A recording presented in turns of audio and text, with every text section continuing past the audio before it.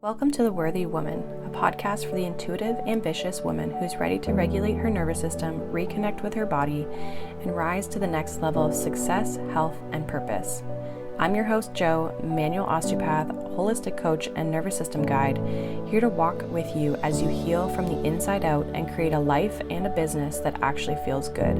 On this podcast, we explore the connection between your body, emotions, subconscious patterns, and your ability to lead, create, and live from your worth. Let's get into today's episode.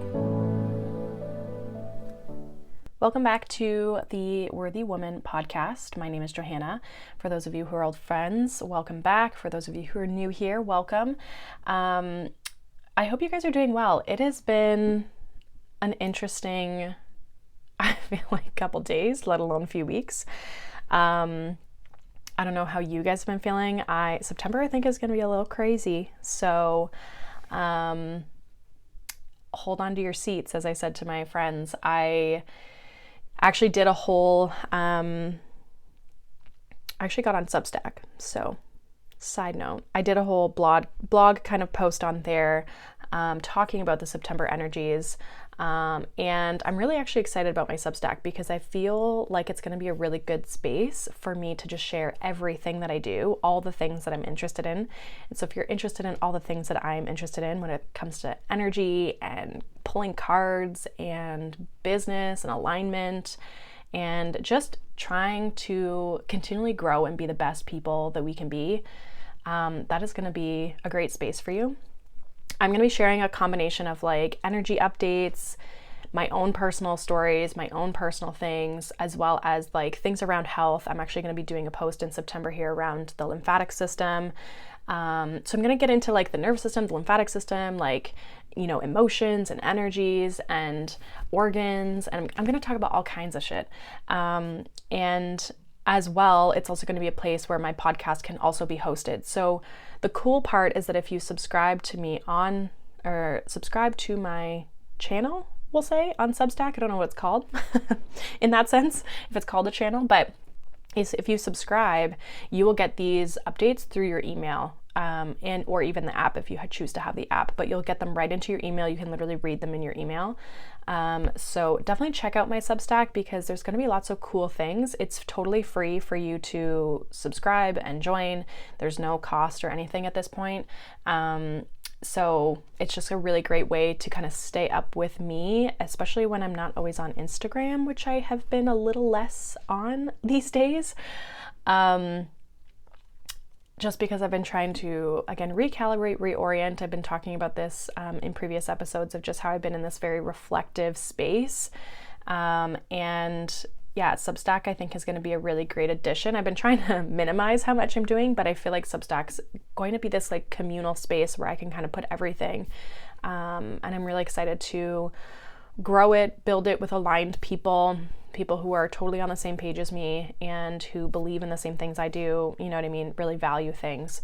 And so, yeah, I'm excited to do that. So yeah, the first post is up on Substack, which is about the September energies. And then any of these podcast episodes will be uploaded there too. So you'll actually get those in your email as well. So today's episode is going to be talking a little bit more specifically around business burnout symptoms that you should not ignore. So we oftentimes think the things that we feel, the things that we do are like kind of normal. Like it's just like, oh, it's just like the way it has to be or the way that it is. And I think as business owners, because we're very motivated people, we have these dreams, we have these visions, we have goals, you know, we have sometimes deadlines, timelines, things like that we are striving towards. It can be really easy for us to ignore these things because we think, oh, that's just like the way it's supposed to be, the way that it is, or there's no other way to do it kind of thing, right? And there might be some really quiet symptoms or signs that like you're entering into this burnout phase. And then if you ignore them, then you're really going to be affecting your health, your creativity, business growth, consistency, right? And this is something that I have definitely like found in my own personal life, is that when I hit this burnout space, like my capacity to just do anything in my business, like it slowly starts to decrease. And then I just get to this point where I'm like, I don't want to do anything. And so when we can become a little bit more aware of these subtle symptoms that people often ignore, it can actually help you like, okay, let me deal with this in the moment so that I can continue on. So it helps you create a little bit more of that consistency when we can kind of, we'll say, re-regulate ourselves, reorient ourselves a little bit, right? Typically what burnout is, it's really just this space where we've hit mental, physical, emotional exhaustion from this work that we've been doing, work stress. Sometimes it's just even the pressure to show up. I've found in my life, it's not so much that like my job is, we'll say, stressful. However, a lot of people lean on me for their health, and I deal with people's emotions and problems. You know, it's not uncommon for me to be in a clinic space and have someone crying, or have someone like going through something that's really tough, right? Or having these conversations. And you know, I find I very much pick up on people's energies. And so for me, I feel very drained, you know, kind of emotionally and mentally more than I am maybe physically, because it's not like I have a physically demanding job. And so, you know, we can think like, oh, I'm like, why am I just so lazy? Why am I just, you know, because it's like, I don't have to actually physically work hard. So like, why do I feel this way, right? And when I don't pay attention to my emotions or my mental load, or just the capacity of like all the shit I got on my plate, because I love to learn new things and try new things, like hence me even adding Substack. And I'm like, okay, can we keep up with this? Like, am I just adding more to my plate that like I don't need to be doing, right? But we're going to try it. We're going to go for it. And so there can be this, like, we struggle sometimes where we're like, okay, am I just tired? Or have I been so busy that I've burned myself out, right? As you pay attention to this a little bit more, you'll start to pick up on the signs of the difference between the two. But that's why I always say, like, that first step of regulating our nervous system, knowing where we're at, is this awareness of how we're showing up and like what's actually coming up for us. And the reality is that burnout is a warning sign for you. It's not a weakness. It's not that you aren't good enough, or that you're not capable, or that you should quit because maybe it's not for you. Burnout is literally this sign that like you maybe aren't doing things the way that you should. Like maybe there's something that needs to be tweaked or changed to support you better, to support your energy, your life better, right? No two businesses look the same, right? Maybe you, it's a warning sign that you just need to slow down, that like you need to create more space for play and rest, or maybe you need to take out a lot of this busy work. Like maybe you're doing a lot of things that you don't really need to be doing, right? I think a lot of us think we got to be on all these platforms, all these, having all these types of offers, and, you know, and I struggle with this too, because I see the benefit in a lot of these different places, but it's really streamlining like what's really truly for me, right? And that's why I'm scaling back how much I'm going to be posting on my Instagram, because I'm like, one, I find I actually get better traction when I post less, which is kind of interesting, but sometimes we just don't need that.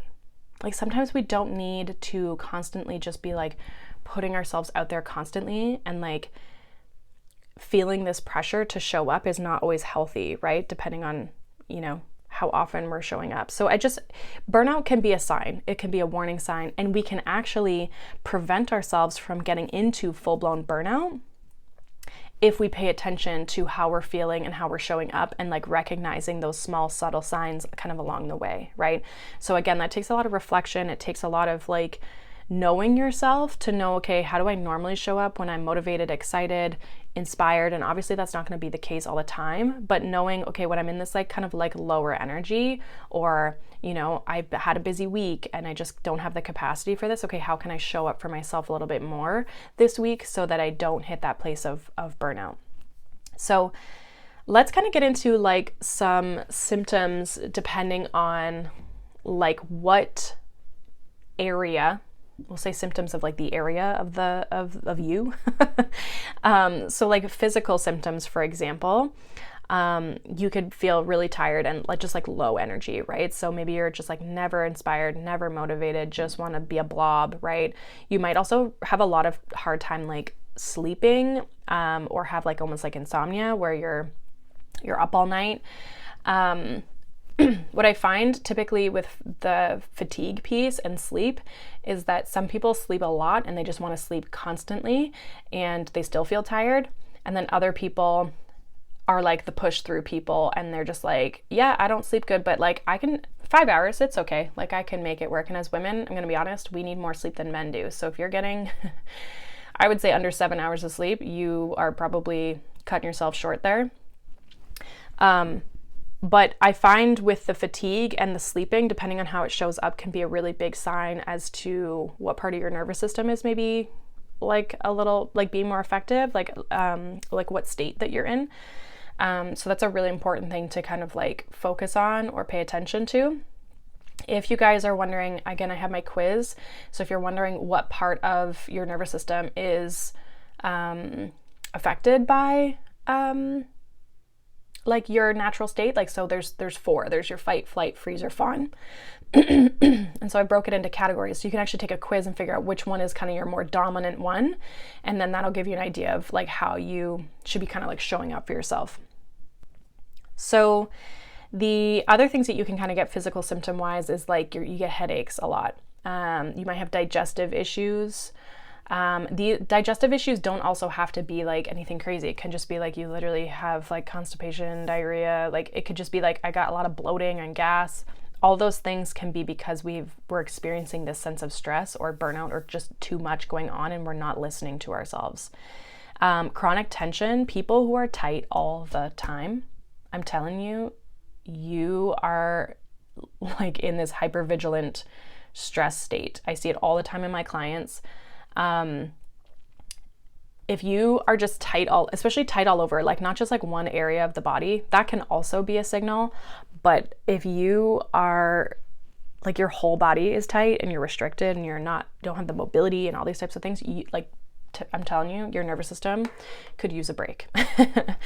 The other thing physically that you can have is like you get sick more often. So like you maybe always get colds, or you're always getting like, you just feel a little bit under the weather, or maybe you get a lot of like sinus stuff, or just anything. Like you could pick up all the things that everybody gets, right? That's a good sign that like your nervous system's kind of running crazy and it's affecting your immune system. So that's some of the physical side of things. Now, we can also have emotional and mental symptoms. And so these are kind of some of the things that we more so typically attribute to burnout and stress in our business. But at the same time, like we just think like, oh, it's because I'm tired. And it's like, but the tiredness is coming from the burnout, right? So we have to, again, it's like slowly starting to be able to discern and be aware of how these things are starting to show up. So some of the emotional and mental symptoms are like feeling irritable, impatient, maybe even anxious. Like if you're very reactive to things, almost like you have like a very low tolerance. Your stress is through the roof, which means you're headed right towards burnout. You might just have like a loss of motivation or joy in your work. And I experience this a lot where like when I get burnt out, my creativity goes down the tank. And then my motivation, because I'm just like, I don't feel like I have a direction. I don't feel like I have solidarity. Even if I do, it's like I lose that connection to what it is that I'm doing. And that can definitely be a sign that you're kind of burnt out, or that you just need more space and more time to kind of, just live your life and enjoy your life. I will say that if you have a loss of motivation or joy in work, like definitely look into things of like playing and doing fun things, or go take that art class you wanted to take, or go hang out with friends, or do something kind of fun that can kind of boost your energy a little bit more. Now you might also have like difficulty like concentrating, brain fog. People talk a lot about indecisiveness. And again, all of this is because you're probably linking it to like, oh, I'm just tired, or I don't know, when it comes to indecisive, like I can't make a decision right now. I'm so tired. That's your nervous system, like totally, totally in burnout mode.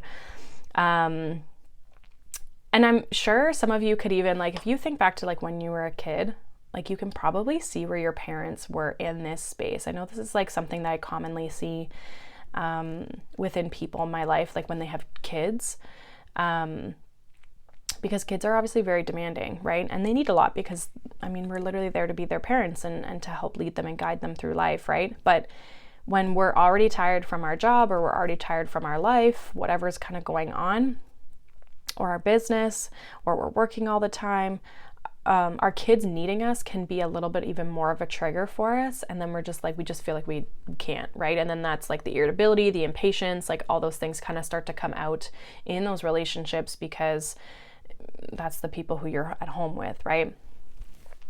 And then I kind of already talked about this with the loss of motivation, but like feeling detached or disconnected from like your business, your clients, what you do, how you're showing up, what's your purpose, like all of those little things where you're like, what am I doing? Like why am I doing this? What is my message? What is whatever, right? And so those are some mental and emotional ways that burnout can start to show up. So if we can, again, start to be aware of these things, we can, be like, okay, I need to show up for myself a little bit more here. Now, we can also have what's called like behavioral or productivity symptoms. So we can have things like procrastination or avoidance. I am like the queen of procrastination, I always used to say.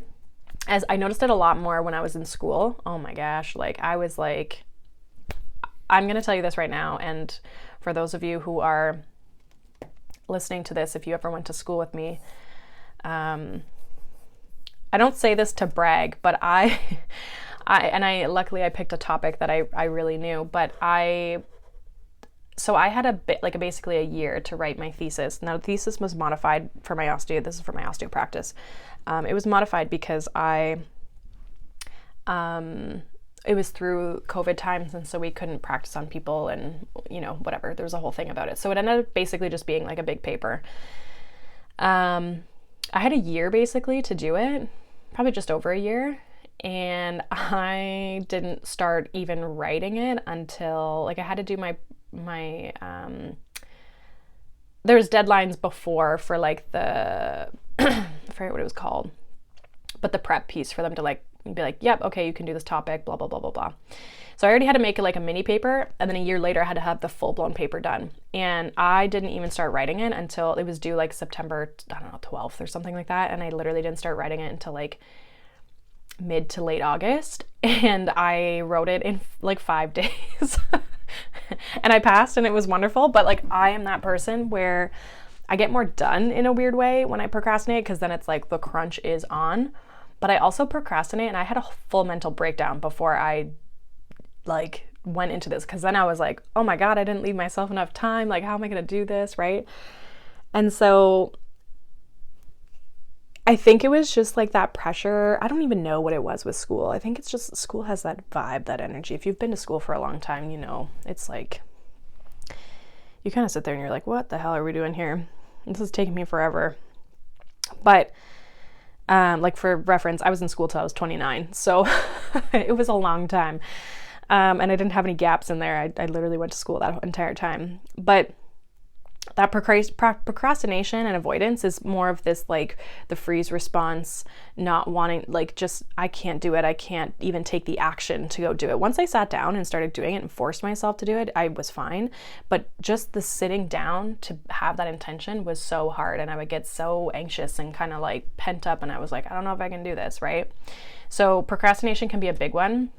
The other, on the flip side of that, is like overworking and skipping breaks. So these are the people who work through lunch, don't take a dinner, right? Take their work home with them, work on the weekends. I can be bad for the overworking as well, at times.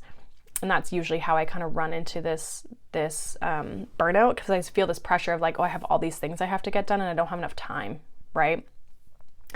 Neglecting personal care or self-care routines. So if we're like, oh, I can't eat good, or I can't, do my morning meditation because I just don't have time, and there's other things that I have to put ahead of that, we start to fall into problems and burnout and things like that. And again, that's just us not showing up for ourselves, right? And putting ourselves on the back burner and our business before ourselves, right?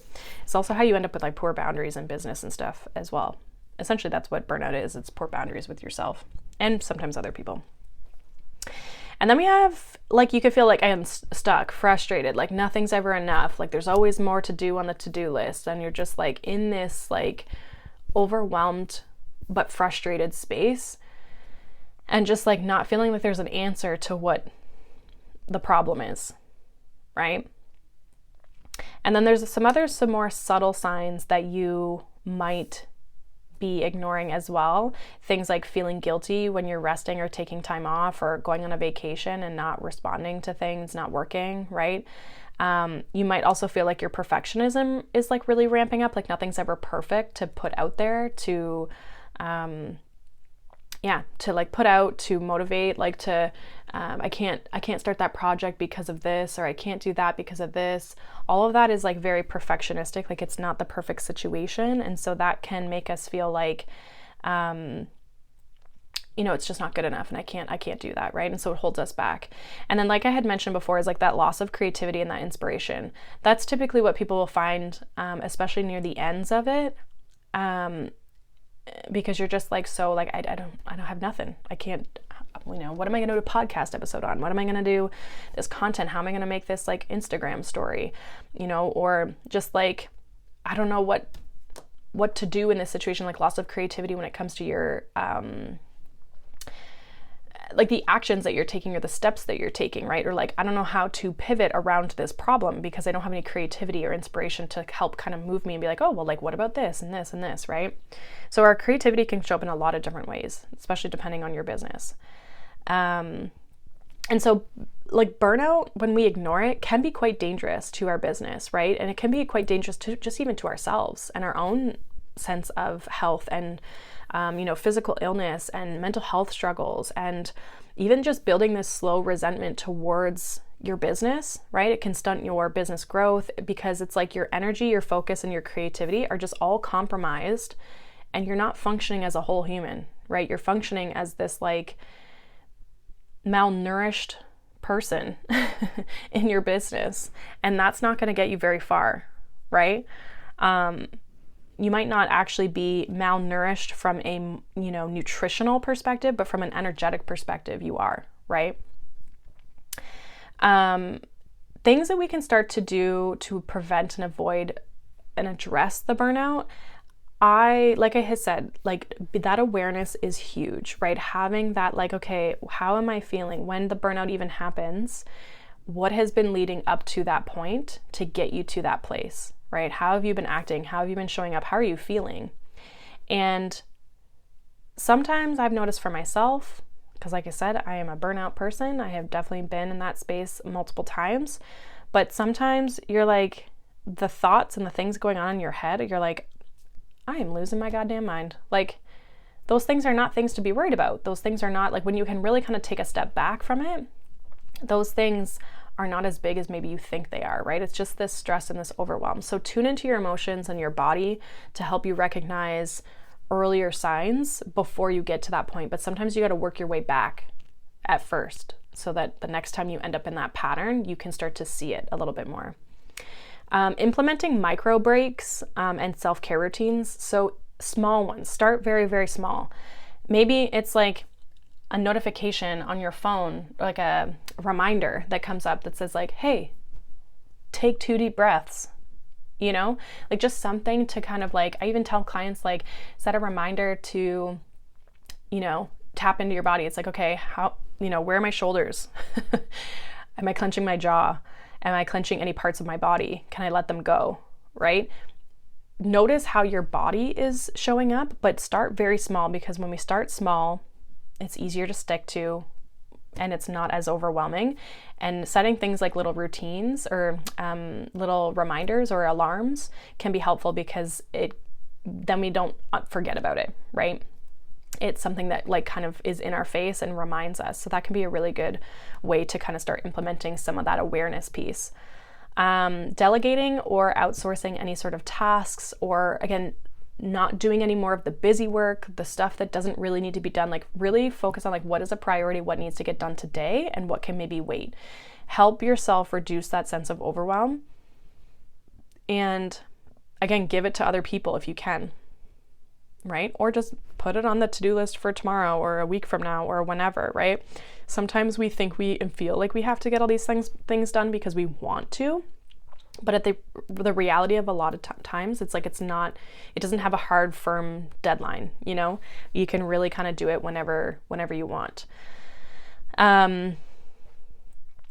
Resetting your boundaries. So again, with like work hours, client expectations. So you might have to reaffirm some sort of boundaries, whether they're with yourself or other people in your life. You might also have to reaffirm your work hours in the sense of like, okay, I don't work past 5, or I always have Sundays off, or I always take a lunch break, right? Whatever you need to start fueling yourself and nourishing yourself to support yourself, set those boundaries, and stick to them. You have to honor those. And if you have bad boundaries and poor boundaries with your clients, or even like people you work with or family or whoever, you gotta like lay those out, be clear, be upfront about them. And the other thing would be consider support, right? Coaching, therapy, or community support for accountability and perspective. Like I have my coaching program, Elevate Her.